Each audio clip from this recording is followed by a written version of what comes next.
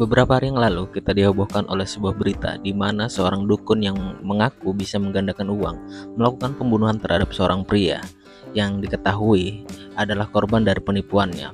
Kasus ini terbongkar setelah anak korban melakukan pelaporan di kepolisian dengan bermodalkan isi pesan WhatsApp dari ayahnya. Kronologi singkatnya seperti ini. Di tanggal 20 Maret, korban mendatangi si dukun perihal mempertanyakan uang yang sudah diberikan kepada si dukun. Uang tersebut senilai 70 juta yang dijanjikan si dukun akan dilipat gandakan menjadi 5 miliar. Sangat wow. Nah, di tanggal 24, korban mengirimkan pesan WhatsApp kepada anaknya yang isi pesannya kurang lebih seperti ini. Anak, kalau ayah tidak pulang dalam beberapa hari atau ayah tidak ada kabar, tolong datang ke sini, maksudnya di rumah si dukun, sambil membawa aparat atau polisi. Nah, berbekal dari pesan tersebut, di tanggal 27 anaknya melakukan pelaporan di kepolisian dan polisi langsung mengembangkan penyelidikan dan akhirnya ditemukan bahwa korban sudah meninggal, dibunuh oleh si dukun dengan menggunakan cara diracun, menggunakan racun potas. Dan mengejutkannya lagi, ternyata itu bukanlah korban pertama. Di belakang pekarangan rumah si dukun telah dikubur, ada kurang lebih sekitar 12 mayat terkubur di situ. Sangat-sangat mengherankan dan miris sekali kenapa kejadian tipu menipu seperti ini masih terjadi di zaman sekarang. Secara historis memang kejadian seperti ini sering terulang di Indonesia, menggunakan metode yang sama, terus motif yang sama, model-modelnya hampir sama lah kasus-kasusnya. Yang jadi pertanyaan, kenapa hal ini bisa terulang terus di Indonesia, padahal kalau dipikir-pikir ya, informasi zaman sekarang itu sangat-sangat mudah diakses.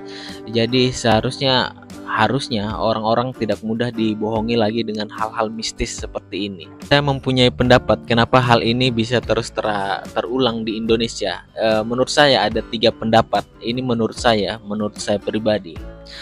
Pendapat yang pertama itu karena orang-orang di Indonesia sangat mempercayai hal-hal yang sifatnya supranatural, mistik, terus keajaiban sakti seperti ilmu-ilmu kanuragan, pengasihan, pesugihan dan semacam itu.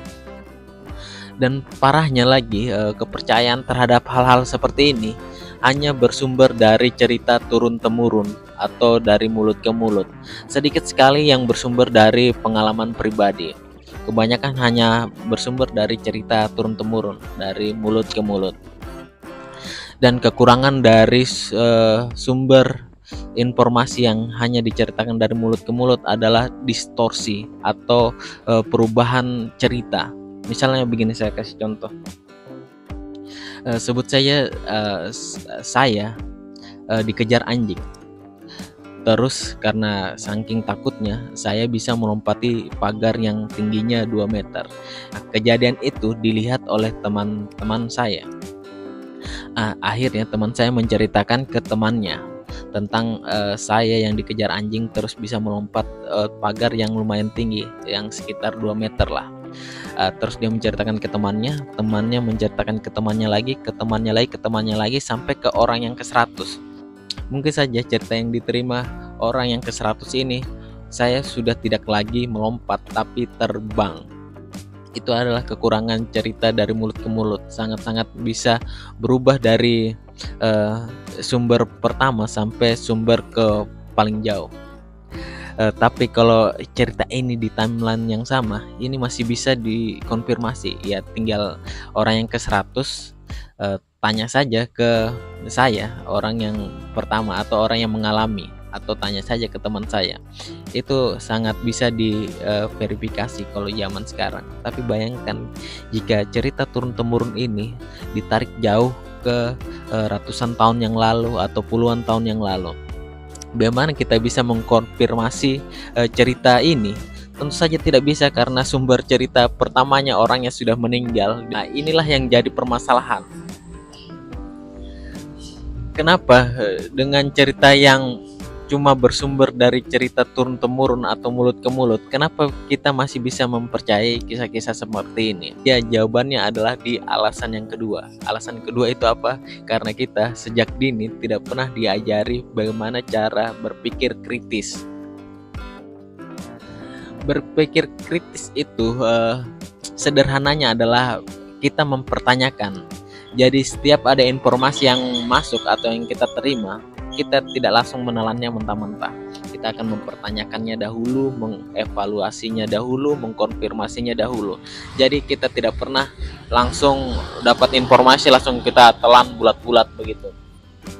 Dan ini tidak pernah diajarkan di lingkungan orang-orang Indonesia, bahkan di tingkat pendidikan ya, di sekolah pun kalau misal ada guru menerangkan, terus muridnya bertanya atau mempertanyakan apa yang diberitahu oleh gurunya, situasinya tidak akan terjadi diskusi, tapi siswanya akan dibilang bandel atau dibilang kurang ajar karena membantah atau mempertanyakan apa yang diberitahu gurunya.